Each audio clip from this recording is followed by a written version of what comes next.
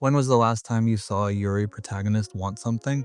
Not hope for it, not pine quietly in a way that lets the viewer project whatever they'd like onto the silence, but actually want, loudly, persistently, in a way the narrative has to reckon with. Most protagonists in this genre are reactive, and that's a choice that gets made so consistently it starts to feel like gravity. They blush, they hesitate, they let feelings happen to them rather than pursuing anything. And when the credits roll, the relationship is usually still hovering somewhere between implication and plausible deniability, close enough to satisfy viewers who came looking for it, vague enough that everyone else can pretend it isn't really there. That calculation is so baked into the genre that you stop noticing it. You learn to read between the lines because the text itself won't say anything directly. You learn to celebrate a confession scene even when the show cuts away before anyone answers. You learn to accept that wanting openly is something Yuri protagonists aren't really allowed to do, because wanting openly would require the show to commit, and committing would mean losing the audience that was only comfortable, as long as the whole thing stayed deniable. The villainous isekai genre has its own version of this problem. A woman gets reincarnated into an otome game as the antagonist, and now she has to navigate a world built around routes she was never supposed to take. The setup is promising, she knows the script, she can see through the game's logic, but the payoff is almost always the same. She ends up paired with one of the princes anyway. Maybe she picks a different one than the heroine would have. Maybe she reforms the villain love interest. But the structure of the original game stays intact. The genre gives its protagonist knowledge of how the system works, then watches them slot themselves right back into it. I'm in Love with the Villainess does something different. It lets its protagonist want out loud, where everyone can see, and then against every instinct the genre has trained you to expect, it gives her what she's asking for.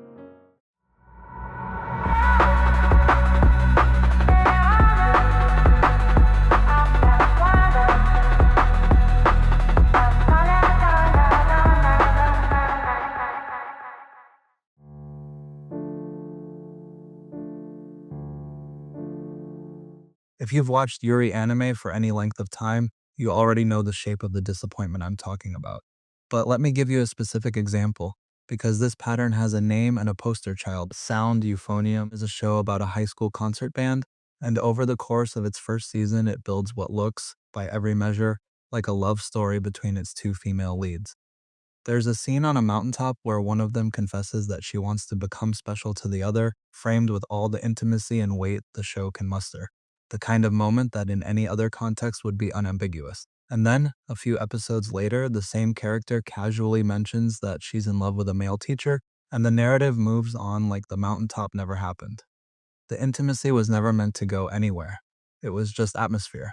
Something to keep a certain kind of viewer invested without ever having to deliver. That's what the community calls Yuri bait. And it's not a bug in the system, it's a business model. Shows can appeal to queer audiences with romantic framing while keeping everyone else comfortable enough to stay, as long as nothing is ever confirmed, as long as there's always a way to read it as friendship, as long as the protagonist never wants so openly that the show has to acknowledge she's wanting at all. And then there's Rae Taylor, who crashes into her favorite otome game and immediately throws out every single one of the intended love interests because she's here for the villainess and she's not interested in pretending otherwise.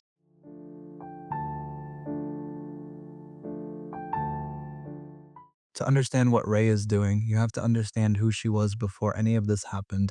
Rae Uhashi was an office worker in Japan who died the way too many people die there.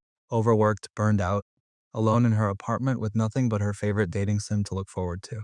But the detail that matters is this: she wasn't new to wanting. She'd been a lesbian her whole adult life.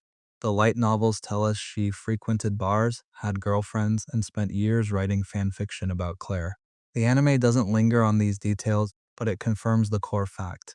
Rae's desire for women isn't new. She's been here before. Rae didn't want to save Claire or reform her or turn her into someone easier to love. She wrote stories where Claire rises from the ashes and conquers the world because Rae loved Claire exactly as she was and wanted to see her win. When Rae wakes up inside Revolution, inhabiting the body of the game's protagonist with all her memories intact, she doesn't waste a single moment on the intended love interests. Episode 1 introduces the three princes in a quick montage, and then brushes past them like they're set dressing, because the story isn't interested in pretending Rae might waver. The very first thing she does when she sees Claire is declare her feelings, loudly and publicly, in a way that makes Claire furious and makes the viewer understand immediately what kind of show this is going to be. But here's the complication, and it's the thing that makes Rae more than just a punchline. She doesn't actually believe she can have what she wants. For most of the show, Rae performs her infatuation as comedy. She begs Claire to bully her, demands to be stepped on, makes her devotion so loud and absurd that it becomes a bit. Something the other characters can laugh at, something that doesn't need to be taken seriously, and underneath that performance is a coping mechanism she learned a long time ago. If you make the wanting into a joke, it won't hurt as much when it doesn't work out. Rae knows Claire isn't interested in women. She knows the game's rules only allow straight endings, so she hides her sincerity behind exaggeration, prioritizes Claire's happiness over her own, and at one point actively encourages Claire to pursue Thane, one of the princes, because at least then Claire would be happy, even if Rae couldn't be the reason. This is a show about a woman who wants loudly and still believes, somewhere underneath all that noise, that her wanting is doomed. The whole first half is Rae running from that belief while pretending she isn't. Hey, sorry for the interruption, but most of you watching this aren't subscribed, so please subscribe if you aren't. Also, if you want to support this content, use the new YouTube feature. It's on mobile only, called the hype button. You can hype the video up to 3 times if this video is still less than 7 days old. Other than that, if you can share this, that would help us out a lot too. Thank you.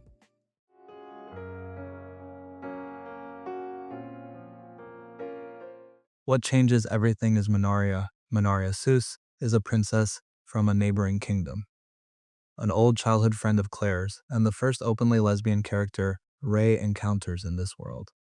She's powerful, charismatic, and when she transfers to the academy in episode 10, she immediately becomes both a rival for Claire's attention and a mirror for everything Rae has been avoiding about herself. For a while, it looks like Manaria might be here to steal Claire away, but that's not actually what she's doing. Manaria sees what Rae is doing, the way she performs her feelings as a defense against taking them seriously, the way she's already decided she's going to lose, and she refuses to let it slide.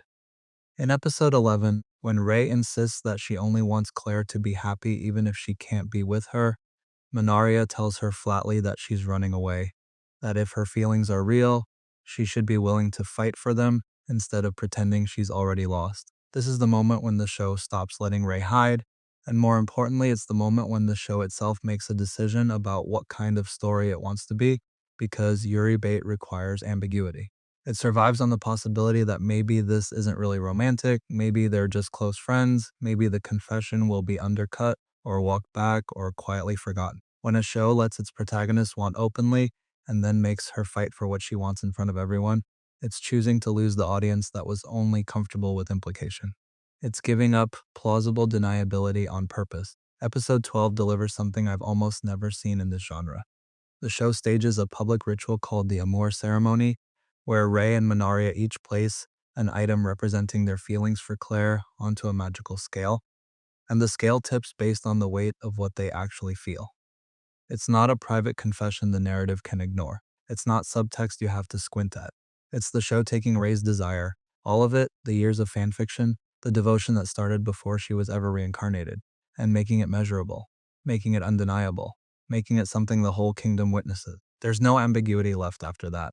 The scale tips for Rae and Claire, the noblewoman who spent 11 episodes dismissing Rae's advances as an annoyance, finally has to face what's been true the whole time. Someone loves her. Not the version of her she performs for society, not the version that might make a politically advantageous match, but her petty and proud and terrified of being abandoned. Claire spent the whole series convinced that no one could love her as she actually is, not the composed noblewoman, but the girl who's petty and proud and afraid of being left behind.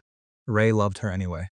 Loved her first and loudest and without waiting for permission. This is what commitment looks like. Not just a confession, but a structure that forces the feelings into the open. Not just wanting, but winning.